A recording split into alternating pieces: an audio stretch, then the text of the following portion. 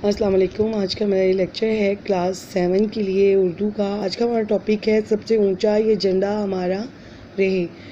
یہ ہے آج کا ہمارا ٹاپک۔ آج ہم کریں گے اس کے آنسر کویسچن اس پیج پہ ہیں۔ فرسٹ ہمارا کویسچن ہے، کیا غلام قوموں کا بھی پرچم ہوتا ہے؟ کیا غلام قوموں کا بھی پرچم ہوتا ہے؟ جی نہیں، غلام قوموں کا کوئی پرچم نہیں ہوتا۔ پرچم صرف آزاد قوموں کا ہوتا ہے، جو ان کی آزادی کی علامت ہوتا ہے۔ ہمارے قومی پرچم پر بنا ہوا چاند اور ستارہ کس بات کی علامت ہیں؟ ہمارے قومی پرچم پر بنا ہوا ہلال ہماری ترقی کا راہبر ہے۔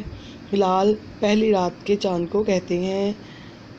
جس طرح ہلال بڑھتے بڑھتے پورا چاند بن جاتا ہے، اسی طرح اللہ تعالیٰ کے فضل و کرم سے ہمارا وطن بھی ترقی کے راستے پر گامزن رہے گا، اور اس پر بنا ہوا 5 کونوں والا ستارہ اسلام کے 5 ارکان ہیں۔ پاکستانی پرچم کا ڈیزائن کس نے تیار کیا؟ پاکستانی پرچم کا ڈیزائن امیر الدین کدوئی نے تیار کیا۔ آگے ہے، 5 کونوں والے ستارے کا کیا مطلب ہے؟ 5 کونوں والے ستارے سے اسلام کے 5 بنیادی ارکان یعنی کلمہ طیبہ، نماز، روزہ، زکوٰۃ اور حج مراد ہیں۔ کس عمارت پر پرچم کو رات کے وقت مصنوعی روشنی کی بدولت روشن رکھا جاتا ہے؟